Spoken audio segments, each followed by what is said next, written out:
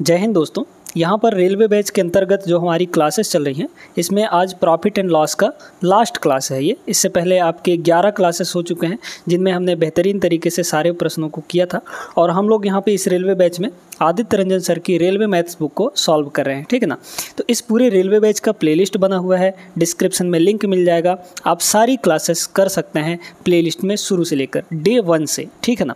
देखिए, अब यहाँ पर पहला सवाल आज का देखते हैं इस क्लास का। पूरे वीडियो में शुरू से लेकर अंत तक बने रहिएगा, बस ध्यान से देखते जाइए वीडियो को, आपको तरीका एकदम बेहतरीन बताया जाएगा। पहला सवाल, विष्णु 12 मेज़ और कुछ कुर्सियाँ खरीदने में 5,000 रुपये टोटल खर्च करता है। एक मेज़ की कीमत, ठीक है, 50 रुपये है और एक कुर्सी की कीमत 40 रुपये है। कुर्सियों की संख्या और खरीदी गई मेज़ों की संख्या का अनुपात क्या होगा, ये बताना है। बहुत बेहतरीन सवाल है। देखिए दोस्तों, यहाँ पर ये बोला गया कि 12 मेज़ खरीदे गए, ठीक है। कितने मेज़ खरीदे गए, यहाँ पर 12 मेज़ खरीदे गए और साथ में ये भी बोला कि कुछ कुर्सियाँ खरीदी गई। तो मान लीजिए कि X कुर्सियाँ खरीदी गई, है ना। अब यहाँ पे कह रहा है कि एक मेज़ की कीमत 50 रुपये है, एक मेज़ की कीमत यहाँ पर 50 रुपये है और एक कुर्सी की कीमत यहाँ पर 40 रुपये है। एक कुर्सी की कीमत 40 रुपये है। तो ये बताइए कि अगर देखा जाए तो 12 मेज़ 50 के दर से कितना रुपए खर्च हो गया मेज़ पर, तो 12 पंचे 60 यानी कि 600 रुपये का टोटल मेज़ हो गया, है ना। 12 मेज़ टोटल 600 रुपये का हुआ, क्योंकि एक मेज़ 50 रुपये का, तो 12 मेज़ 600 रुपये के हो जाएंगे, ठीक है। अच्छा, अब यहाँ पर टोटल जो था, टोटल यहाँ पर कितना था, टोटल कितना था, दोनों मिलाकर मेज़ और कुर्सियाँ मिलाकर टोटल 5,000 रुपये की थी। इस 5,000 रुपये में से 600 रुपये का तो आपका मेज़ हो गया, ठीक है, यानी टेबल हो गया। तो कुर्सियाँ कितनी की होंगी बताइए। तो 5,000 में से 600 को घटा देंगे तो कुर्सियाँ इतनी हो जाएंगी। कुर्सियाँ मतलब कितनी हो जाएंगी, 4400 रुपये की हो जाएंगी, ठीक है। अब 4400 रुपये की टोटल कुर्सियाँ हैं, किस दर से, 40 के दर से। तो 40 को डिवाइड कर देंगे तो ये कुर्सियों की संख्या आ जाएगी आपकी, है ना, यानी X का वैल्यू आ जाएगा। इसको हम लोग काटेंगे तो 110 आएगा। क्लियर है यहाँ तक, मतलब कि 110 कुर्सियाँ यहाँ पर खरीदी गई। फिर से समझ लीजिए, हमने यहाँ पर बोला 12 मेज़, प्रत्येक का 50 रुपये कीमत है, तो टोटल मेज़ों की जो क्रय मूल्य है, खरीदी मूल्य, वो 600 रुपया हो गया।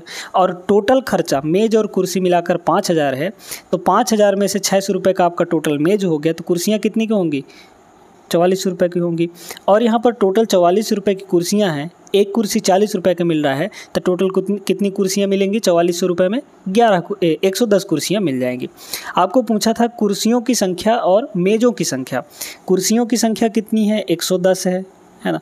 मेज़ों की संख्या कितनी है दोस्तों, 12 है ना। ये तो पहले ही दिया था, इसका अनुपात निकालना है। काट देंगे हम लोग, किससे कट जाएगा ये, तो आपका 2 से कट जाएगा, है ना। तो 55 दूना 110, है ना, और 6 दूना 12, माने कि 55 और 6 का रेशियो आएगा। ऑप्शन नंबर बी करेक्ट हो जाएगा। बढ़िया सवाल था, आई होप सभी लोग समझ गए होंगे। चलते हैं अगले प्रश्न पर। आइए अगला सवाल देखते हैं। ये भी एक बढ़िया सवाल है। एक विक्रेता 12 कुर्सियों को 12% के लाभ पर बेचा। 12 कुर्सियों को किस लाभ पर बेचा, 12% के प्रॉफिट में बेचा, है ना, 12% के प्रॉफिट में बेचा। तो यहाँ पे परसेंट रख दीजिए, चाहे मत रखिए, आपकी मर्जी है। फिर यहाँ पे बोला 4 कुर्सियों को 3% की हानि पर बेचा। बाकी के जो 4 कुर्सियाँ थी उनको 3% के लॉस पर बेच दिया। तो जहाँ लॉस होगा वहाँ पर माइनस रखेंगे। अब यहाँ पे बोला जा रहा है कि यदि उसका कुल लाभ कितना है, 1650 रुपया। तो सबसे पहले हम लोग यहाँ पर ओवरऑल प्रॉफिट या लॉस निकालेंगे, यहाँ की वैल्यू हम लोग निकालेंगे। और यहाँ पे जो नीचे आता है, हम इसमें एलिगेशन मेथड लगाने वाले हैं, ठीक ना। तो 12% का लाभ जो है वो कितनी कुर्सियों पर मिला है, तो यहाँ पर 12 कुर्सियों पर, है ना। और ये वाला जो है 3% का लॉस, वो 4 कुर्सियों पर है, तो यहाँ पर हो जाएगा 4। नीचे होता है आपका क्वांटिटी का रेशियो, है ना। तो क्वांटिटी का रेशियो ले लीजिए। रेशियो हम लोग निकालेंगे तो 4 एक कम 4 और यहाँ पे हो जाएगा 4 तिया 12, है ना। तो 1 और 3 का रेशियो आ गया। अब ये जो बीच वाली वैल्यू है, यानी कि ओवरऑल कितने का प्रॉफिट या कितने का लॉस हुआ, ये कैसे निकालेंगे हम लोग। तो इस वैल्यू को हम लोग मान लेते हैं x, और x की वैल्यू कैसे निकलेगी, ध्यान से सुनते जाइएगा। यहाँ पर इन दोनों का मल्टीप्लाई, तो 12 तिया ये हो जाएगा 36%, है ना। कितना हो गया, 36%।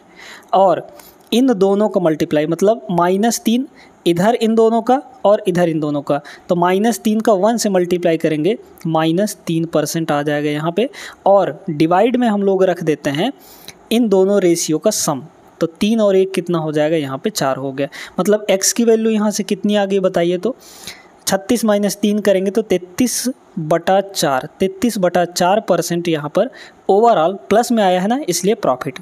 लेकिन प्रॉफिट ओवरऑल दिया गया है 1650 रुपये, तो परसेंटेज में अगर देखें ओवरऑल कितने की प्रॉफिट मिली, 33/4% की, और एक्चुअल में यही प्रॉफिट कितना है, 1650 रुपये का है ना, 1650 रुपये का है। तो 1% की वैल्यू यहाँ से निकाल लीजिए, 1% की वैल्यू निकाल लीजिए, कितना हो जाएगा, 33 से इसको काटेंगे होगा 33 पंचे 165 होता है, तो ये 50 बार में कट गया, और 4 का उधर गुणा करेंगे 50 से तो आ जाएगा आपका 200। तो 1% की वैल्यू हो गई 200। अब जो क्रय मूल्य होता है सभी कुर्सियों का टोटल, भाई टोटल में कितने परसेंट का प्रॉफिट हुआ था, यहाँ पे 33/4% का, तो 1% की वैल्यू हमने निकाला है। तो टोटल सभी कुर्सियों का जो क्रय मूल्य होगा वो तो 100% होता है। तो भाई 1% की वैल्यू जब 200 है तो 100% की वैल्यू कितनी हो जाएगी, 100 से 200 को मल्टीप्लाई करेंगे तो कितना आ जाएगा, यहाँ पे 2 जीरो और लग जाएगा, यानी कि 20,000 रुपये हो गया। ये सभी कुर्सियों का क्रय मूल्य है टोटल, है ना, जितनी भी कुर्सियां हैं। यहाँ पे प्रत्येक कुर्सी का लागत मूल्य पूछा है, यानी एक कुर्सी का, है ना। तो सभी कुर्सियों का लागत मूल्य 20,000 है। टोटल यहाँ पर देख लीजिए 12 और 4 16 कुर्सियाँ हैं। तो एक कुर्सी का निकालने के लिए क्या करेंगे हम लोग, 20,000 में 16 का डिवाइड कर देंगे, 20,000 में 16 का डिवाइड कर देंगे तो हमारे पास आ जाएगा एक कुर्सी का क्रय मूल्य, है ना। तो काट लेंगे हम लोग यहाँ पर, पहले तो 4 से काट दीजिए, 4 से इसको काटेंगे 4 चौक 16 हो जाएगा, 4 से इसको काटेंगे ये हो जाएगा 5, और यहाँ पर 3 को जीरो लग जाएगा, 5,000। तो 5,000/4 करेंगे तो आपका आ जाएगा 1250 रुपये, है ना। तो 1250 रुपया इसका करेक्ट आंसर होगा दोस्तों, माने कि एक कुर्सी का जो क्रय मूल्य होगा, लागत मूल्य 1250 होगा। बी ऑप्शन करेक्ट हो जाएगा। बहुत बेहतरीन सवाल था, आई होप समझ गए होंगे आप लोग। चलते हैं अगले प्रश्न में। अगला सवाल देखते हैं दोस्तों। यहाँ पर अच्छा सवाल है ये भी। एक डीलर एक टेबल को 400 रुपये में बेचता है, जिससे उसे 25% का लाभ होता है। वह दूसरी टेबल को 10% की हानि पर बेचता है, और कुल मिलाकर उसे ना तो लाभ होता और ना ही हानि होता। दूसरी टेबल की कीमत उसे कितने रुपए की पड़ी। बढ़िया सवाल है, बड़े ध्यान से समझिएगा। यहाँ पे पहले टेबल को, मतलब एक गो टेबल को 25% के प्रॉफिट में बेचा वो, ठीक है, पहले टेबल को 25% के प्रॉफिट में बेचा, और दूसरे टेबल को 10% के लॉस में बेचा। तो यहाँ -10% कर देंगे, ठीक है ना। अब वहाँ पे कह रहा है कि बेचने पर जब ये सारा कुछ हो गया तो कुल मिलाकर उसे ना तो लाभ हुआ ना ही हानि हुआ। तो ओवरऑल देखा जाए तो ना तो लाभ हुआ ना ही उसको लॉस हुआ, यानी हानि हुआ, यानी कि 0% का प्रॉफिट या लॉस हुआ। ओवरऑल हम लोग बीच में लिखते हैं। अब इसमें एलिगेशन लगा दीजिए, इन दोनों को इधर डिफरेंस लेके इधर लिख दीजिए, और इन दोनों का डिफरेंस लेके इधर लिख दीजिए। तो 25 - 0 ये कितना आ जाएगा, 25 आ जाएगा, ठीक है। और इधर 0 - -10, तो इन दोनों के बीच का डिफरेंस कितना आ गया, 10 आ गया। इनका ले लीजिए यहाँ पर रेशियो, और रेशियो ये जो आएगा ये CP का रेशियो आएगा, है ना। ये यहाँ पर CP का रेशियो आएगा। तो 5 से काटेंगे, 5 दूना 10 हो जाएगा, और यहाँ पर 5 × 5 = 25। तो ये CP का रेशियो है दोस्तों। CP मतलब कॉस्ट प्राइस का रेशियो, मतलब कि पहले टेबल का क्रय मूल्य 2 यूनिट होगा और दूसरे टेबल का क्रय मूल्य 5 यूनिट होगा। अब यहाँ पे ये बताइए कि एक डीलर एक टेबल को 400 रुपये में बेचता है, जिससे उसे 25% का लाभ होता है। पहले टेबल की हम लोग बात कर रहे हैं, तो पहले टेबल का क्रय मूल्य 100% होगा।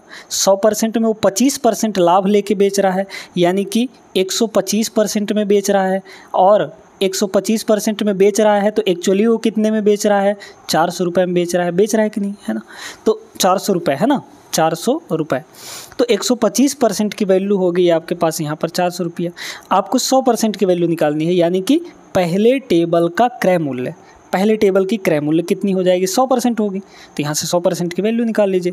तो 100% का वैल्यू कैसे निकलेगा बताइए। तो 125 को उधर ले जाकर डिवाइड कर देंगे, माने कि 400 डिवाइड बाई 125, और 100% की वैल्यू निकालना है तो 100 से हम लोग मल्टीप्लाई कर देंगे, है ना। तो ये आ जाएगा आपका, काट देंगे हम लोग, 25 चौके 100 और 25 पंचे 125, 5 से ये कटेगा, 5 अट्ठे 40 यानी कि 80 हो गया। तो 80 × 4 यानी कि 320। तो 320 रुपया हुआ यहाँ पर, 320 रुपया हुआ यहाँ पर पहले टेबल का क्रय मूल्य। पहले टेबल का क्रय मूल्य हुआ एक्चुअली में 320 रुपये। ये बताइए दोस्तों कि यहाँ पर यूनिट में 2 यूनिट था पहले टेबल का क्रय मूल्य, लेकिन एक्चुअली में 320 आया है। तो 2 यूनिट की वैल्यू कितनी है 320 रुपया। तो 1 यूनिट का वैल्यू कितना हो जाएगा बताइए। तो 1 का वैल्यू हो जाएगा आपका यहाँ पे 160, ठीक है 160 हो जाएगा, 160 रुपया हो गया। भाई यूनिट में अगर देखा जाए पहले टेबल का क्रय मूल्य तो 2 रुपया था, लेकिन एक्चुअली में वही कितना निकल कर आया 320 रुपये निकल कर आया, यानी 2 की वैल्यू 320 हुई तो 1 का वैल्यू 160 होगा। अब यहाँ पे क्या पूछा था, दूसरे टेबल का क्रय मूल्य है ना, कीमत। तो दूसरे टेबल का कीमत कितना है, यहाँ पे 5 यूनिट है, तो 1 की वैल्यू जब इतनी है तो 5 की वैल्यू निकाल लीजिए यहाँ पर, बस 5 से इसको गुणा कर देंगे तो 16 पंचे 80 यानी कि 800 रुपये आ जाएगा। तो 800 रुपये जो होगा वो दूसरे टेबल का क्रय मूल्य होने वाला है, खरीदी मूल्य होने वाला है। Option number D correct answer हो जाएगा। बेहतरीन सवाल था। आई होप अब आपको समझ में आने लगा होगा कि एलिगेशन मेथड कैसे, कहाँ पर और क्यों लगाया जाता है। क्लियर है ना। चलते हैं आगे, देखते हैं यहाँ पे अगला सवाल। अब ये जो सवाल है एकदम सिंपल कैलकुलेशन वाला सवाल है, इसमें और कुछ है नहीं। इसमें कह रहा है कि 2 पेंट प्लस 4 शर्ट के एक सेट या फिर 1 पेंट और 6 शर्ट के एक सेट का जो क्रय मूल्य है वो कितना है 5600 रुपये है। चाहे आप 2 पेंट और 4 शर्ट ले लीजिए या फिर 1 पेंट और 6 शर्ट ले लीजिए, इनका जो क्रय मूल्य है टोटल मिलाकर वो 5600 रुपये आ रहा है ना। एक दुकानदार इन्हें अलग अलग बेचने का निर्णय करता है। उसने 10 शर्ट 6000 रुपये में बेची तो प्रति शर्ट लाभ या हानि का राशि कितना होगा। ध्यान से सुनिएगा, यहाँ पे ये बोला गया कि भैया यहाँ पे दो पैंट है ना, कितने 2 पैंट और 4 शर्ट, 2 पैंट और 4 शर्ट जो था वो उसका उतना ही मूल्य था जितना कि 1 पैंट और यहाँ पे 6 शर्ट के बराबर था। और ये सब मिलाकर कितना हो रहा था, यहाँ पे 5600 रुपये का हो रहा था टोटल। ठीक है, अब इसको सॉल्व करके हम लोग थोड़ा सा यहाँ पे रेशियो निकालते हैं। ठीक है, ध्यान से सुनिएगा। अगर हम लोग देखें तो 1p इधर आके घटेगा तो 2p में से 1p घटाएंगे तो एक ही p बचेगा, है ना, 1p बचेगा। और 4s को उधर ले जाकर घटा दीजिए तो कितना हो जाएगा, 6s में से 4s घटेगा तो आपका आ जाएगा 2s। मतलब कि 1 पैंट की जो कीमत है वो 2 शर्ट की कीमत के बराबर है, ऐसा हम लोग कह सकते हैं। तो 1p के जगह पर 2s रख दीजिए। अब इतने को हम लोग सॉल्व करेंगे। ठीक है, इतने को हम लोग सॉल्व कर लेते हैं।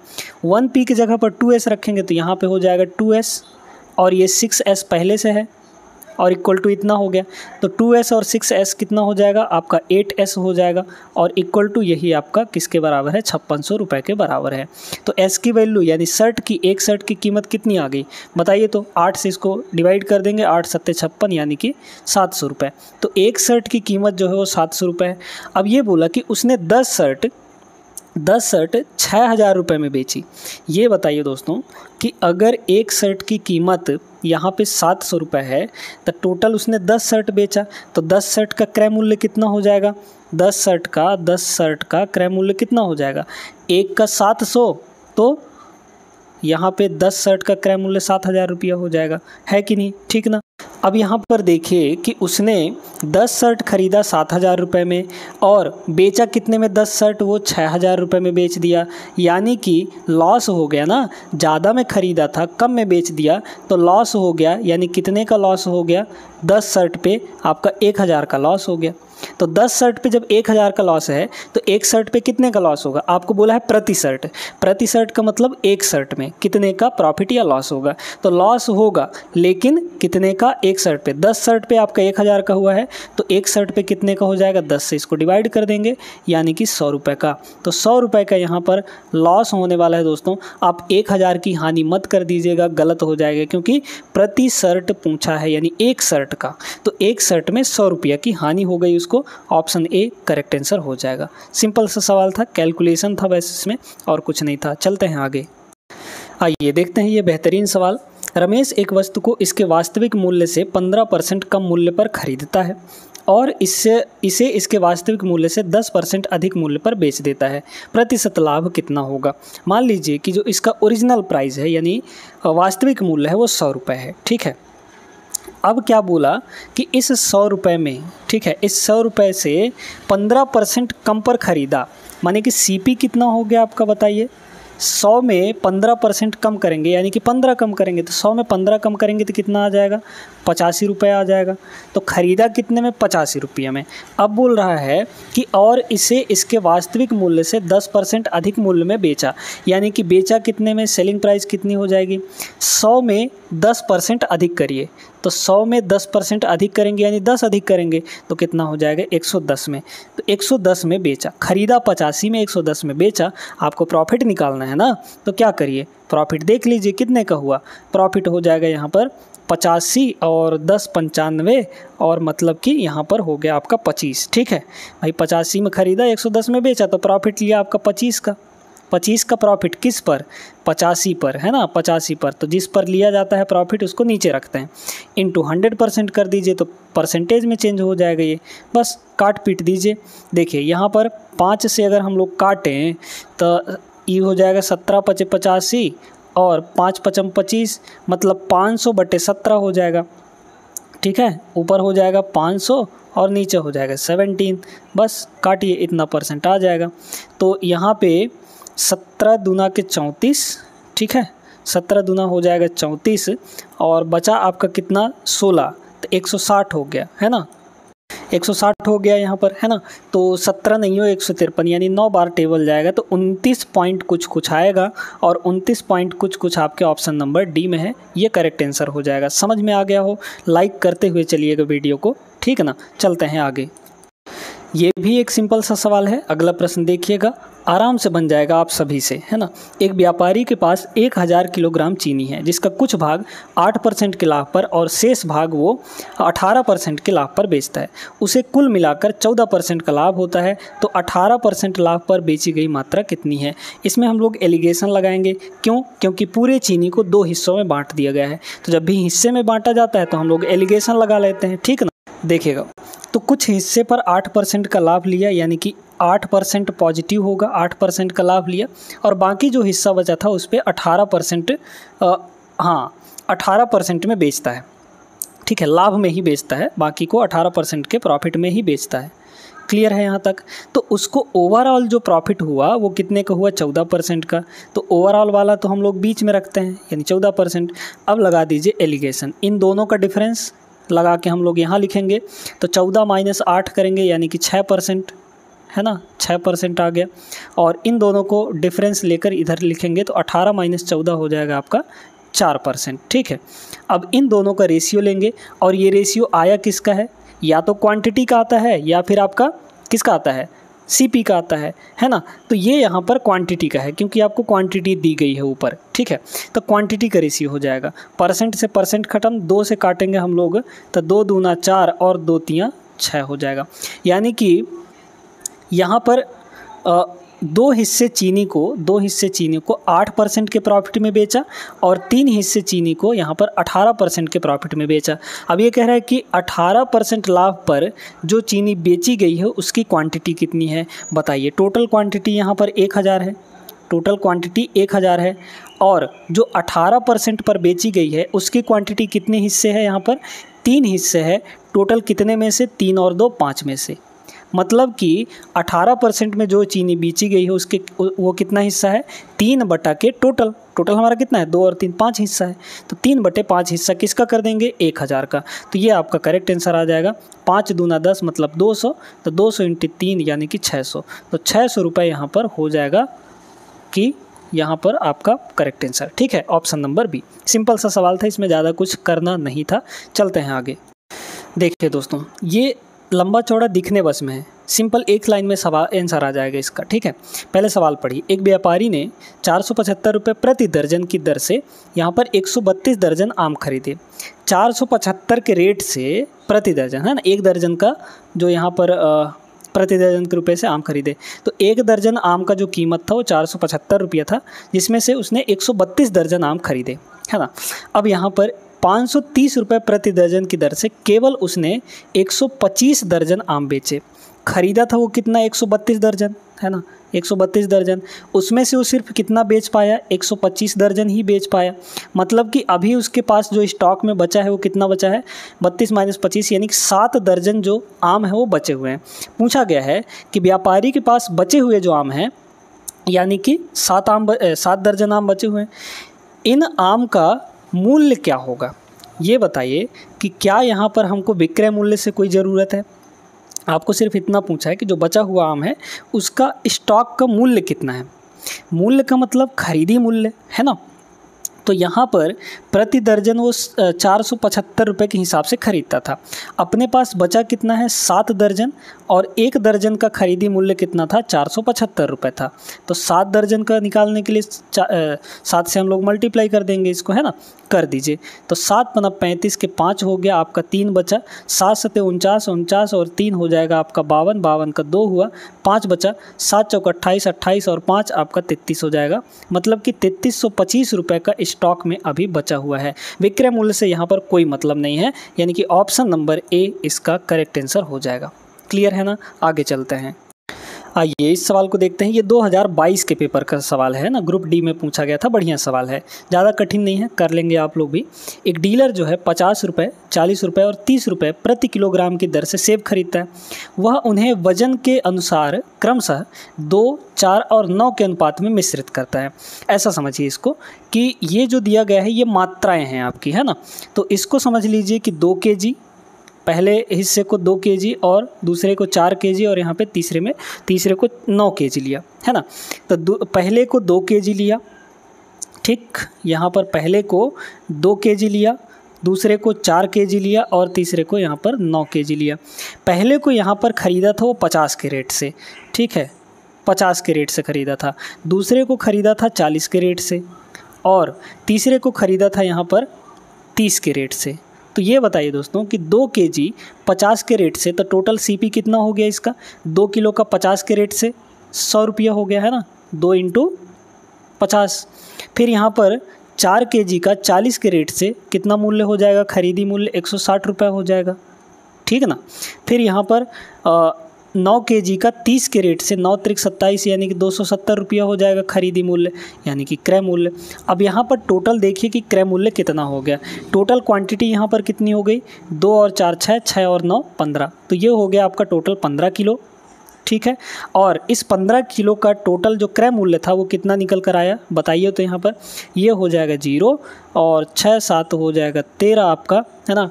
और यहाँ पे 4 1 5, मतलब 530 रुपये। तो अगर देखा जाए तो सीपी जो है सभी 15 kg का सीपी कितना आया आपके पास, 530 रुपया। अब कह रहा है कि सबको मिला दिया, तो हमने मिला के रेट निकाल लिया 530 रुपया। इसको कह रहा है कि 30% लाभ पर बेच दिया। तो भाई 530 का खरीदी था, 530 का खरीदी था, 30% का लाभ लेके बेचेगा तो कितने में बेचेगा, 130% में बेचेगा। 130% यानी डिवाइड बाई, परसेंट का मतलब क्या होता है, डिवाइड बाई 100। काट देंगे और हम लोग मल्टीप्लाई कर लेंगे, 0 से 0 और फिर ये 0 से ये 0 कटा, तो इनको हम लोग गुणा करेंगे। 13 × 39 का 9 हो जाएगा, 13 × 5 = 65, 65 और 3 68 हो गया, यानी कि 689 रुपया। तो ये हो गया आपका विक्रय मूल्य, है ना। ये हो गया आपका सेलिंग प्राइस किसका, सभी के सभी 15 किलो जो भी आम मिश्रित किए गए थे उनका। पूछा क्या है, प्रति किलोग्राम किस लगभग मूल्य पर बेचता है। भाई टोटल 15 kg वो कितने रुपए में बेचा, 689 रुपये में बेचा। तो 1 किलो कितने में बेचेगा, 689 डिवाइड बाई 15 कर देंगे, 689 डिवाइड बाई यहाँ पर 15 हो जाएगा, ठीक है। इतनी बात समझ में तो आ रही है ना। देखिए 15 चौके ये हो जाएगा 60, तो बचा 8, 89 हो गया, 15 × 5 = 75 यानी कि 45 पॉइंट कुछ आएगा। और 45 पॉइंट कहाँ दिया है, ऑप्शन नंबर ए में। आगे सॉल्व करने की ज़रूरत ही नहीं है, ठीक है। समझ में आ गया होगा, चलते हैं आगे। आइए देखते हैं दोस्तों, यहाँ पर एक बेहतरीन सवाल, बहुत बेहतरीन सवाल है, इसको बड़े ध्यान से समझते हैं हम लोग।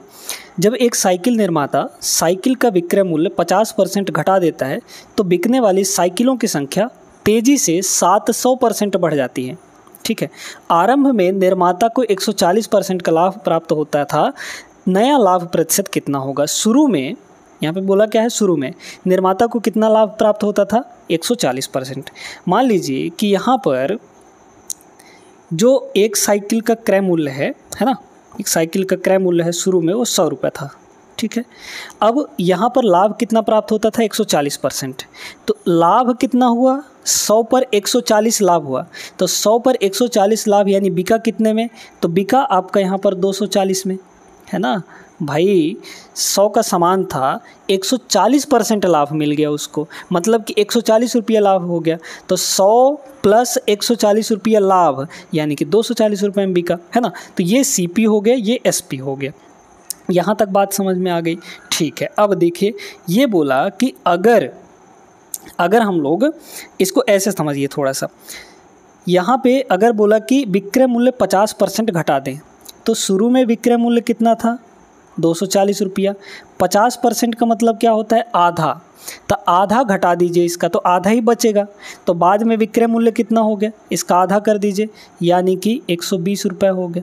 50% का मतलब क्या होता है आधा होता है ना, तो 50% घटा दीजिए तो 50% बचेगा। तो 240 का 50% यानी आधा कितना हो जाएगा 120 रुपया। ये कब हुआ है दोस्तों, तो यहाँ पर जैसे ही हम लोग अपना विक्रय मूल्य जो है 240 से 120 किए, तो यहाँ पर साइकिलों की संख्या तेज़ी से बढ़ गई। 700% का मतलब क्या होता है, 700% मतलब कि 7 हो जाएगा, है ना, 7/1 भी लिख सकते हैं इसको। मतलब कि पहले 1 साइकिल बिकता था, अब बिकने लगा 7 साइकिल। जैसे ही हमने विक्रय मूल्य का प्राइस घटाया वैसे ही अब यहाँ पर 700%, अच्छा 700% बढ़ गया है ना, बढ़ गया है, हमारे प्लस लगाएंगे तो अब कितना बिकने लगा। पहले 1 साइकिल बिकता था, 240 रुपये में 1 साइकिल बिकता था, अब 700% बढ़ने के बाद 1 पर 7 बढ़ जाएगा, यानी कि अब जो है 8 साइकिल बिकने लगेगा। ठीक है, समझ में आ गया। तो अब यहाँ पर क्वांटिटी आप लोग बराबर करिए, है ना। ये बताइए कि यहाँ पर अगर देखा जाए तो 1 साइकिल का जो विक्रय मूल्य था वो 240 रुपया था, है ना। 1 साइकिल का विक्रय मूल्य 240 रुपया था, तो 8 साइकिल का अगर हम लोग क्रय मूल्य निकालना चाहें तो कितना हो जाएगा, 800 रुपये हो जाएगा। ठीक है भाई, 8 से दोनों में हम लोग मल्टीप्लाई कर देंगे, है ना। तो 1 साइकिल का विक्रय मूल्य अगर 240 है, तो यहाँ पर खरीदी 1 साइकिल का 100 रुपया है, तो 8 साइकिल का खरीदी कितना होगा, 800 रुपये हो जाएगा। ये CP हो गया किसका, 8 साइकिल का। ठीक है, अब हमको 8 साइकिल का विक्रय मूल्य निकालना है।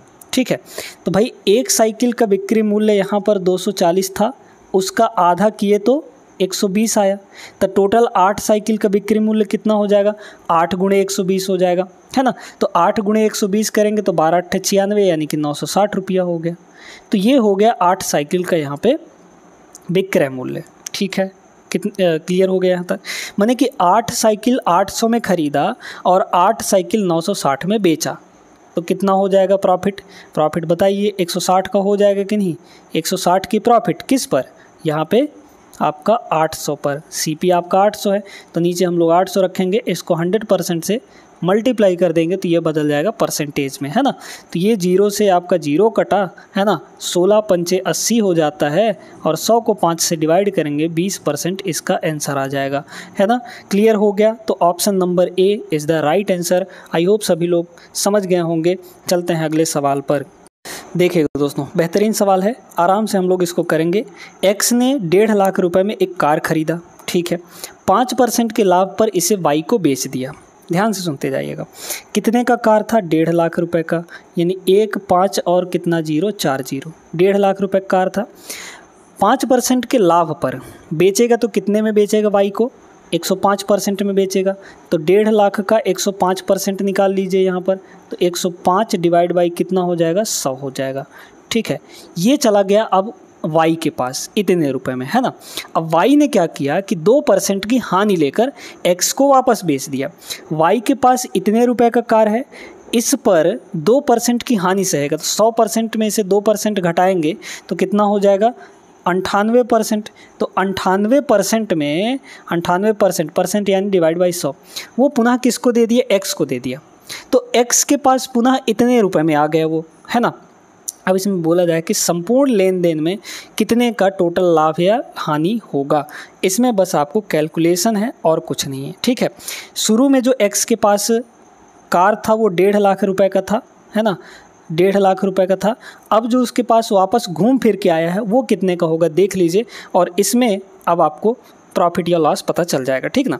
तो देखिएगा यहाँ पे ध्यान से सुनिए, यहाँ पे 2 0 से ये 2 0 ख़त्म, ये 2 0 से ये 2 0 ख़त्म, है ना, और इन दोनों को हम लोग गुणा कर देंगे यहाँ पर।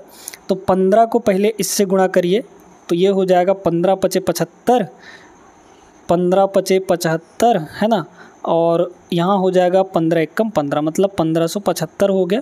और इंटू हमको 98 से गुणा करना है, तो 98 से गुणा ना करके आप लोग क्या करिए कि 98 को लिख दीजिए 100 - 2, कोई फ़र्क नहीं पड़ा इससे, अब आसान हो जाएगा। तो यहाँ पे हो गया आपका 1575, ठीक है, 1575 और डबल जीरो माइनस 1575 का डबल कर देंगे, तो 1500 का डबल 3000 और 75 का डबल 150, तो 3000 और 150 कितना हो जाएगा आपका 3150 हो जाएगा, है ना, 3150। इसमें से 3150 घटा देंगे हम लोग, तो आ जाएगा आपका, पहले तो जीरो में से 0 गया, फिर 10 में से 5 गया, ये हो जाएगा 5, और फिर यहाँ बचा 4, तो 4 में से 1 गया, हो जाएगा 3, और 7 में से 3 गया, तो ये हो जाएगा 4, और इधर आपका 1500, ठीक है, 15 हो जाएगा। तो इतने रुपए में जो है वो कार जो है वापस एक्स के पास आ जाएगा, ठीक है। अब सुनिए, है इसमें थोड़ा सा और लोचा, ठीक है, क्या लोचा है देखिएगा। यहाँ पे ये बोला गया दोस्तों कि एक्स को कितने रुपए की लाभ या हानि होगी, बताइए। जब एक्स इसको खरीदा होगा, है ना भाई, वाई ने क्या किया था कि 2% का लॉस लेके और एक्स को बेच दिया होगा, तो एक्स ने कितने में खरीदा होगा, वाई ने जब इतने में बेचा तो एक्स ने वापस इतने में ही खरीदा होगा, मतलब एक्स जो है इतना रुपए पे किया वाई को, ठीक है। लेकिन जब एक्स बेच रहा था वाई को 5% का प्रॉफिट लेके, तब तो वो उसको पैसा मिला होगा ना, ठीक है। तो यहाँ पर देखिए कि आपका 1.5 लाख का कार है, 1.5 लाख का आपका कार है, और इस पर वो कितने की प्रॉफिट ले रहा है, 5% का प्रॉफिट लेके वाई को बेच रहा है, तो 5% का प्रॉफिट यानी कि 105% में बेच रहा होगा, है ना, 105/100 हो जाएगा। तो 2 जीरो से 2 जीरो ख़त्म, ये हो जाएगा आपका, देख लीजिए, तो 15 एकम 15 और 15 पचे 75 और आपका 2 जीरो बचा है, माने कि इतना। तो 1,57,500 रुपये में वो बेचा था, माने कि एक्स को इतना रुपये वाई से मिला था, इतना रुपये वाई से मिला था, और जब वो पुनः खरीदा एक्स तो इतना रुपये पे कर दिया, मतलब कि 1,57,500 उसको मिला, एक्स को, एक्स के रिस्पेक्ट में देख रहे हैं हम लोग, है ना, एक्स को इतना रुपए में बेचा तो इतना रुपए मिला उसको, और जब वो वापस खरीदा तो कम रुपए में खरीदा, यानी कम रुपए वापस उसके पास से चला गया। तो साफ तौर पर देख सकते हैं कि यहाँ पर आपका प्रॉफिट होने वाला है। प्रॉफिट कितने का, 1,57,500 में से इसको हम लोग घटा देंगे, तो आपका आ जाएगा, यहाँ पर घटाएंगे हम लोग तो 1,57,500 और इसमें से हम लोग माइनस कर देंगे 1,54,350 रुपया, ठीक है। तो यहाँ पर ये आ जाएगा, 500 में 350 घटाएंगे तो 150 बचेगा, और 57 में से 54 घटाएंगे तो आपका 3 बचेगा, मतलब 3150 रुपया का यहाँ पर प्रॉफिट हो जाएगा, यानी option number B is the right answer. उम्मीद करते हैं सभी लोग अच्छे से समझ गए होंगे, ठीक है। बस आपको एक्स के जगह पर अपने आप को रख के देखना है और उसके हिसाब से लगा लीजिए, ठीक है। तो एक्स ने जब बेचा तो उसको इतना रुपए मिला, और वापस कितने रुपए में ख़रीद लिया, इतने रुपए में ख़रीद लिया वो, यानी कम पैसा देना पड़ा उसको और ज़्यादा पैसा उसको मिला था, तो यहाँ पर सीधे सीधे उसको प्रॉफिट हो रहा है, ठीक ना। चलिए, उम्मीद करते हैं क्लियर हो गया होगा आप सभी को। यहाँ पर अगले प्रश्न पर बढ़ते हैं। देखिएगा इस सवाल को, ये भी एक अच्छा सवाल है। 2 हाथों से गुजरने वाली एक वस्तु को मूल कीमत पर कुल 38% लाभ पर बेचा गया, है ना। मूल कीमत मान लीजिए कि यहाँ पर 100 रुपया है, ओवरऑल देखा जाए, है ना। तो ओवरऑल देखा जाए तो सीपी आपका अगर 100 रुपया है मूल कीमत, तो टोटल जो है दोनों हाथों से गुजरने के बाद, जैसे आपने अपने दोस्त को बेचा कुछ लाभ लेकर, फिर ये कुछ लाभ लेकर किसी दूसरे को बेच दिया, तो 2 हाथों से गुजरा है ये, है ना, और तीसरे के पास पहुंच गया है, ठीक है। तो यहाँ से यहाँ तक का जो लाभ है वो कितना है, 38% का है। तो 100 का सामान 38 के लाभ पर, यानी कि तीसरे व्यक्ति को कितने में गया, सेलिंग प्राइस कितनी हो जाएगी, 138 रुपये, है ना भाई। 100 का सामान 38 का प्रॉफिट, यानी कि 138 रुपये में बेचा गया। अब इसमें कह रहा है कि यदि पहले व्यक्ति ने इसे 15% के लाभ पर बेचा होता, बताइए पहले व्यक्ति से दूसरे व्यक्ति के पास कितने रुपए में गया वो सामान, 100 पर 15% का लाभ, यानी कि 115 रुपये का गया, है ना, 115 रुपये का गया सामान। अब 115 रुपये से 138 रुपया हो गया तीसरे व्यक्ति तक पहुंचते पहुंचते, है ना, यानी कि दूसरे व्यक्ति ने कितने रुपए का लाभ ले लिया, 138 माइनस 115 कर देंगे, तो 138 माइनस 115 जो है करेंगे तो कितना आ जाएगा आपका 23 आ जाएगा। मतलब कि 23 रुपये का लाभ हो गया दोस्तों, है ना। किसको? दूसरे व्यक्ति को 23 रुपये का लाभ हो गया। भाई पहले व्यक्ति ने 100 का सामान 115 में दूसरे को बेच दिया, दूसरे ने क्या किया 115 का सामान तीसरे को 138 रुपये में बेच दिया, तो दूसरे व्यक्ति को कितने का प्रॉफिट हो गया? 23 रुपये का प्रॉफिट हो गया। तो यहाँ पर दूसरे व्यक्ति को 23 का प्रॉफिट, और किस पर? दूसरे व्यक्ति के पास जब वो पहुँचा था तो सामान कितने का था? 115 रुपये का, तो नीचे हो जाएगा 115 रुपये और इंटू 100% कर देंगे तो आपका परसेंटेज में निकल जाएगा दूसरे व्यक्ति का प्रॉफिट। ठीक है, काटेंगे 23 पंचे 115 होता है, आप सभी को पता है ना, और 5 से इसको काटेंगे ये हो जाएगा 20, यानी कि 20% का जो है वो दूसरे व्यक्ति को लाभ होने वाला है। ऑप्शन नंबर ए यहाँ पे करेक्ट आंसर हो जाएगा। क्लियर हो गया ना? सभी को अच्छे से समझ में आ गया होगा। ये सवाल बहुत आसान सा था वैसे, है ना, इसमें कुछ नहीं था, कोई दम नहीं था इसमें। उम्मीद करते हैं दोस्तों कि आप लोग सभी अच्छे से समझ गए होंगे, और आज का क्लास थोड़ा सा लंबा हो रहा है, बाकी के जो 2-4 प्रश्न बचे हैं वो हम लोग अगले वीडियो में कर लेंगे, ठीक है ना। 167 नंबर क्वेश्चन तक है, तो 3-4 यहाँ पे 8 प्रश्न और बच रहे हैं जो कि हम अगले वीडियो में आपको करवा देंगे। क्लियर है? तो आई होप ये क्लास आपको पसंद आया होगा। वीडियो अच्छी लगी हो तो लाइक कर दीजिए और चैनल को सब्सक्राइब करना नहीं भूलना है। मिलते हैं अगले क्लास में, तब तक के लिए जय हिंद।